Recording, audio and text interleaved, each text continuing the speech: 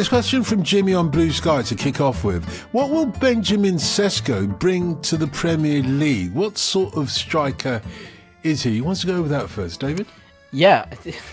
So the race seems to be finally over for Benjamin Sesko. It's an interesting one. Look, he's been on a lot of people's radars for quite some time. Obviously moved within the Red Bull system. And now he's getting his big money move. I won't debate the fee because the fee's just outrageously big. And the market is where it is at the moment for centre forwards. So looking at him purely as a player, I think what you're going to get is somebody who will be a focal point in attack, somebody with mobility as well, who can operate all across the front line, take up positions in the channels, also take up positions through the middle as well. In terms of his qualities and what he's got, incredible physicality and aerial ability in terms of how he can hold up play, bring others into play as well. I think if you're a team who's just looking to quickly build, he's somebody who can hold onto the ball but also provide quick movements to deliver it into wide players or players who are running around him as well. And then his finishing is obviously going to be a source of debate, I think. There's a few issues there in terms of, look, he hits the ball extremely, extremely hard, which doesn't necessarily mean it's indicative of striking the ball well. I think there's a lot of work there to be done on his shot selection, his shot quality in terms of, when he takes an opportunity. I think he can be a little bit rash at times and lack composure with his finishing. Which is a bit of a concern, and especially look, if you are paying that money to get goals, then I still think you're going to have to be patient with him, and you're going to have to develop him. It looks like he's going to Man United, and they can't do what they've done with Rasmus Højlund and kind of just throw him in the bin after a year. This is another project striker. This is somebody you have to work with, you have to be patient with, extract his qualities from his game, but also improve his flaws as well. Yeah, Lars, David says we can't, it's a good answer, but David says he doesn't want to get into the price tag. Can you avoid that? Well, I think the price tag is huge. It's bordering on weird, because... Listen, he's a guy who's been on a lot of people's radars for a long time, and for good reason, right? He came through at RB Leipzig, looked really, really good. And of course, it's the whole very tall guy who runs very fast for a tall guy and hits the ball really hard coming through at RB Leipzig. Oh, and he's blonde as well. Everyone was like, hey, we've seen this one before. This worked out really well for that other guy. So we were all kind of expecting him to go to the Bundesliga and just absolutely tear up the league. And he just kind of hasn't. Like, he was scoring at a good rate the first season. This year, 13 goals in 30 starts this season in the Bundesliga for Leipzig. That's not great. Don't love that. Now, Leipzig were struggling overall this season, so maybe as a striker, you suffer a little bit more from the fact that the team isn't playing that well.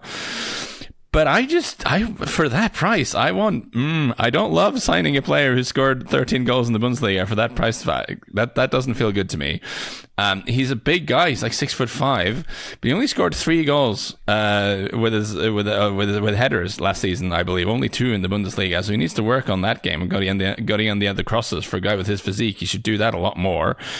He is a guy who can run. He can shoot. He's got strength. He should be an upgrade on Rasmus Højlund if he goes to United.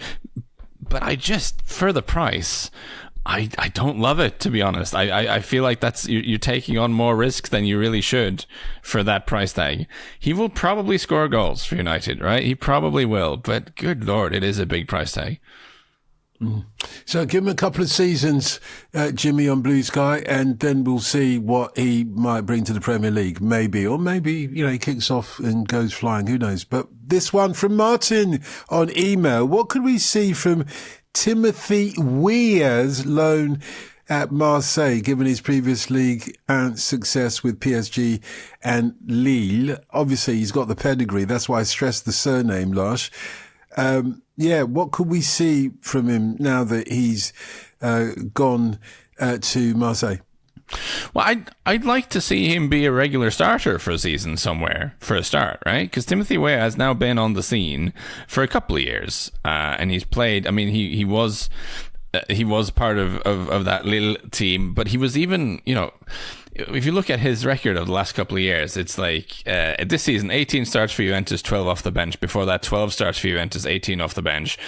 18 for Lille, 11 off the bench, 17 starts, 12 off the bench. He's always been a little bit in and out, and I think we've seen flashes of good stuff for him, but I think it's been hard for him to really establish himself somewhere with not getting regular minutes. He's also this season, he was used all over the gaff by Juventus. He played games at right back, at right wing, as left midfield, even one game at left back, I believe. And that kind of versatility is laudable and suggests that at least he's someone who will put the work in, who doesn't cause any trouble. And we've seen flashes of quality, but I would really like to see what he can do if he's actually a regular starter for a team for a season, if there's more to come from him, and hopefully for him that can be at Marseille.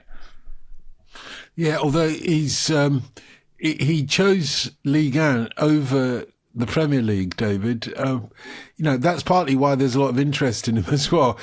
Somebody who chooses the French top division over the English Premier League, you would suggest there's something to him more than just money and stardom? Yeah, absolutely. Look, clearly he's spoken with the recruitment team now. We've got Mehdi Benatia there, and then obviously De Zerbi as well still has quite a bit of pull. I think he can, if he's explained to a player where he wants from them.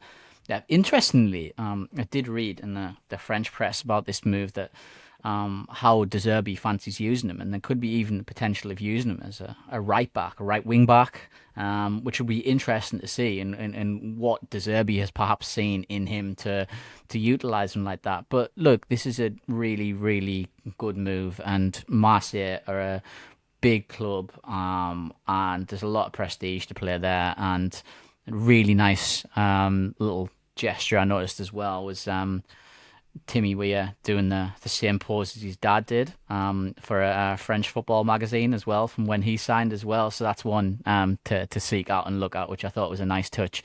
But yeah, it's an interesting move, and Marseille are always interesting to watch, whether they surprise us and be excellent or they implode, because they are prone to a little bit of an implosion every now and then.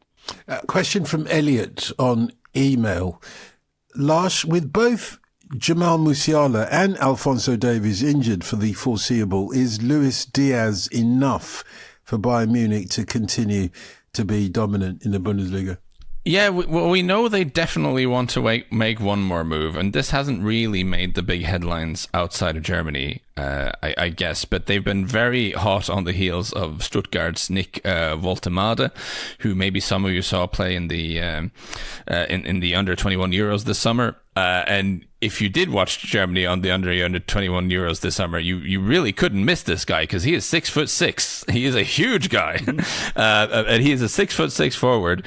But interestingly, he's not that kind of 6'6" forward. He's more of a technical player, even though he is an absolute giant. He's coming off a very good season for Stuttgart, or at least a very promising season for Stuttgart, and his sort of very unusual combination of attributes, this huge physical presence alongside really dainty, clever technique with his feet, I think makes Bayern think that he could be he's 23, but he still could improve. Bayern like him a lot, but Stuttgart, they want 65 million euro, which is a lot of money for a guy. Outside, I know we've had this weird summer in the Premier League where people are throwing around 50, 60 million euros here and there for players. In the rest of Europe, that is not happening. That's just a weird Premier League thing. The rest of Europe, the money is scarce at the moment. And as much as Woltemade looks as like a super exciting player, he only has one really strong Bundesliga season to his name. So Bayern are trying to get there. They've apparently had 2 bids rejected. We'll see if they go even further, but he is someone they'd like to bring in, maybe as a kind of understudy to Harry Kane, and as someone who potentially could take over that mantle in the long run. So yeah, the short answer is I would expect them to do more, and if it's not Woltemade, I guess they have a plan B or a plan C or a plan D. That's a short answer. The long question, David, is should Bayern be more active in trying to sign a quality forward, lack of funds notwithstanding? Yeah, I think they should. I think they're definitely short there. I think Waldemar, I don't think it's going to happen this summer. The player clearly wants to join Bayern from all the noises that seem to be coming out, but Stuttgart are digging in there. And as we regular listeners will know of this show, Stuttgart are very, very good in terms of where they are financially due to just all the fantastic sales that they push through. So they're not in any desperate need to sell here. So they're in a position of power. I think it could be that Bayern seek out perhaps a loan or even a deal for Christopher Nkunku from Chelsea, who clearly is wanted there, has been strongly linked with a move to Bayern as well. And I could see that happening just through pure case of being a cheaper deal and easier deal to push through. Yeah, I wonder when you look at, well, when you're both saying that maybe Bayern needs a little bit more strength in depth, I wonder whether that Luis Diaz signing, 75 million euros over a 4-year deal, I wonder if that's looking somewhat extravagant because, he's not quite sufficient for Bayern. They still need to spend on top of that. Lars? And he's 28 is the thing. I think Liverpool will have been delighted to get that transfer fee for a winger who has shown in moments that he can be absolutely devastating and can really do stuff. But paying 75 million euros for a winger who's 28 is one of those things that teams typically don't do anymore, because I think we've realized, especially players who rely on their speed, you have to be a little bit careful when their physical drop-off occurs.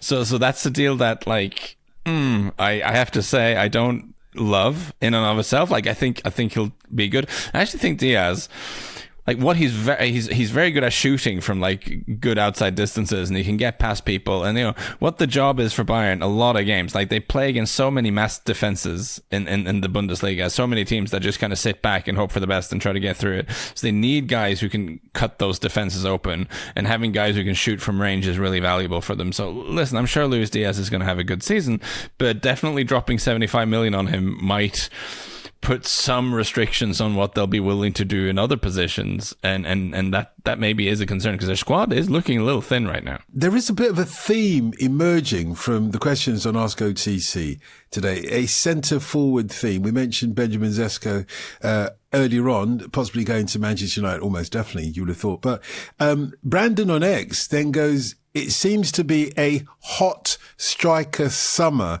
in the EU, not least for the Premier League, I suppose, outside the EU. But are there any hidden gems around Europe that we should keep an eye on to surprise us in the Champions League or elsewhere this season, David? Well, I did have a hidden gem in mind, but it appears that he's not so hidden anymore because Aston Villa are signing him, and that was Erling Haaland. That's fine. Go with it. Go with it. No. I tell you, I'm not going to be lazy. So instead, I'm going to stay in the Ligue 1. I'm going to go for Mathis Albin from Nantes, who I think is a fantastic young striker.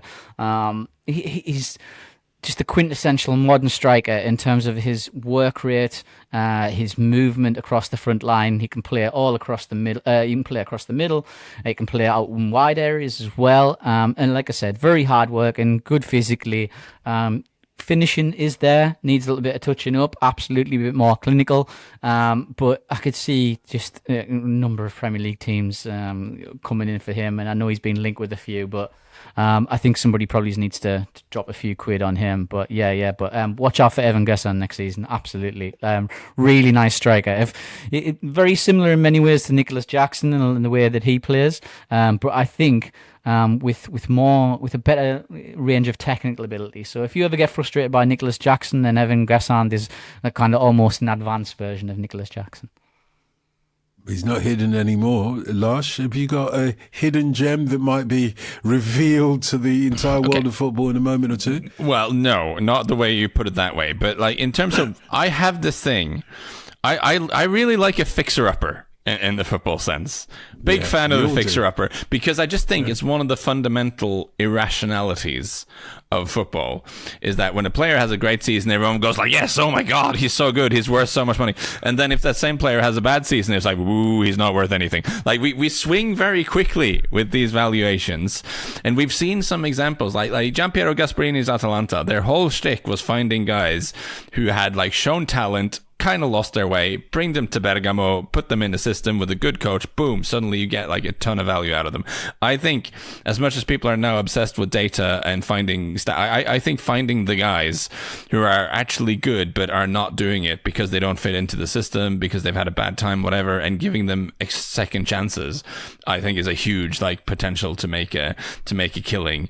And I actually think on the opposite side of this, I actually forget, on Sesko, the thing that strikes me is that every summer, every transfer window, there seems to be like one or two guys that a lot of clubs want at the same time, and then the transfer fee just gets kind of blown up. Because the way this recruitment stuff works, all clubs will have like a list of players for every position that if we have to make a move here, these are the guys we like. And they'll start doing some groundwork and talk to the agent, maybe even talk to the player and the family, and just sort of, yeah, how do you feel about this? Now, it seems to me every window, there's one or two players that end up very high on a number of teams' lists at the same time, and then the price gets out of control. And what the teams maybe should do is just take a step back and go, okay, we really like this guy, but do we 80 million euros like him? Like, who's number 2, 3, 4, 5 on our list? Are they also possibly quite good? Should we have a word? Like, what are our options here? This might be slightly cruel, but I kind of want to refer to this as the Mudryk effect. It was another not a bad player, but because of this sort of bidding war, ended up costing a fee he never should have cost when he went to Chelsea. Point I'm getting to is, if you're obsessed with the idea we have to throw so much money at Benjamin Sesko, how about giving Gonzalo Ramos' agent a call? Because Gonzalo Ramos is actually a very good forward. I'm convinced that he is a very good forward based on what he's done in France, based on what he's done when he's been allowed to play football at PSG. But as a kind of striker, he doesn't quite fit into what Luis Enrique wants to do there. He wants to have all these guys who can run like Dembele and whatever. And I think PSG would be willing to part with him, or at least do a year with an option of buying or something. And I think he is a fantastic forward who would score a bunch of goals for a team that creates chances. And I think he would cost less than 80 million euros. The other name I want to throw out, going long here, but a guy who's like, cast your mind back a couple of years. This guy had an absolutely like tremendous breakout season for a very bad Fiorentina team. Scored 21 goals for them in one season. Followed that up by scoring 17 in the first half of the 21-22 season. Again, for a not very good Fiorentina team. And we were all thinking, wow, this guy is the future. This guy's going to be incredible. We talked about it here on OTC.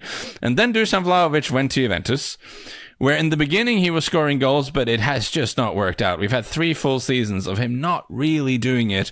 Okay, 16 goals the season before last was not terrible, but for the fee Juventus paid, for the money they're paying him, that has not been a good deal for them. But I also just think Juventus haven't been very good in that period. And Vlahovic is someone who is just a box striker. He's a big, strong guy. He can shoot. He's puts himself about. He is someone who does rely on getting some service and hasn't been getting a ton of it at Juventus. Maybe, I think they're quite keen on getting him off the books. I think it's possible to get him in, maybe for a loan or for not crazy price, depending on what wages he's after. And I think there could still be a player there, even if the last 3 years have kind of pointed to the contrary being a point. Yeah, well, thank you, Lars, because you clearly are a hype man beyond compare. Love a fixer-upper. Bring him on. Yeah, exactly. I was going to reiterate that this is not a property program, but thank you for bringing in the fixer-uppers. If someone ever made me the sporting director of a European team with any kind of budget, team would look like the Expendables after a couple of winners. It'd be full of these dudes who are like, have been written off somewhere and are a little old or look a little bit weird. I'd bring in all the weirdos. Make it happen. Brandon, I hope that answers your question. Brandon on X. From J-Lock, though, on Insta, of the big clubs in the Bundesliga, 2, which has the best chance of promotion this year to the Bundesliga 1, if you like? David, have you kept your eye on this or not? Yeah, Bundesliga 2. This is these two are very, very hard to separate. Funnily enough, I think Hanover are probably in position of favourites to go up. I think they could win I think they'll win the league, but I'm going to go Hertha. I'm going to go Hertha. I think they just edge it. I think in terms of the squad that they have got in terms of this year, I think they slightly edge it, and they're in a better position to compete. But this is not to say it's really close. It's margins between the two. But Bundesliga 2 is going to be really, really good this year, because I think honestly, in between Hannover, Hertha, and Schalke, I think you've got a really good race there.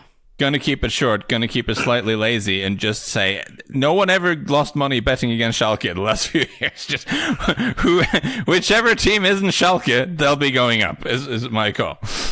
Hertha Berlin, of course, is a team that many OTC listeners and Ask OTC listeners will be familiar with. It looks like they stand, for me, the best of the chances. They should. I mean, it's an absolute tragedy what's happened with Hertha the last few years. The amount of investment that went into them during a period of time that just seemed to make them worse. They do have the very dubious honor of still being majority owned by 777 Partners, which is real bad in that sort of slightly weird ownership structure that they have. And again, as much as I'm always happy to bet against Schalke, I'm also very happy to bet against anything 777 Partners are involved with. But they do have a squad that I think, on paper at least, should be getting promoted. So yeah, Hertha to do it. I think this might be the season where we spend a lot of time talking about Bundesliga 2. That sounds like the league to watch, actually. It'll be fascinating and exciting.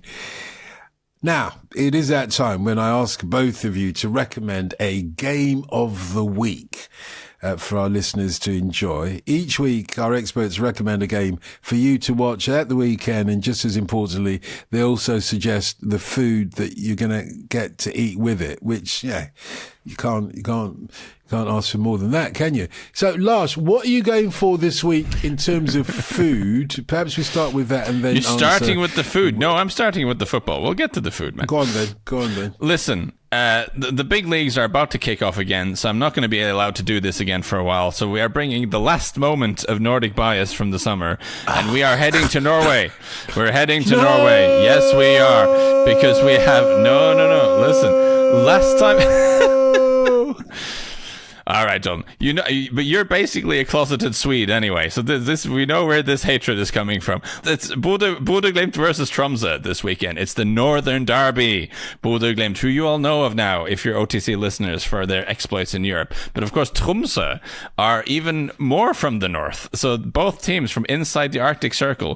Tromsø are actually the most northern top division team in the world, taking on their also very northern but not quite so northern rivals. Bodø Glimt. And Bodø Glimt, after that crucial win against Viking, they are surging up the table as expected, but Tromsø are having a really good season. They're only a couple of points behind, really.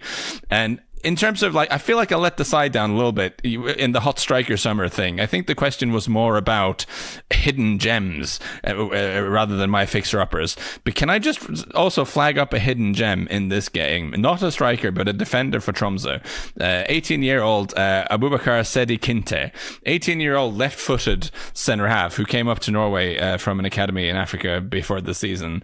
And in spite of being born in 2006, which really does make me feel old, has just been a complete boss at the back for Tromsø. Left-footed, can run, strong, comfortable with the ball.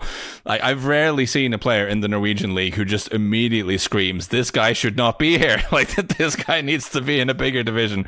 And he will be very soon. Abubakar Sedi Kinte, 18-year-old defender, plays for Tromsø for now, but not for long, I don't think.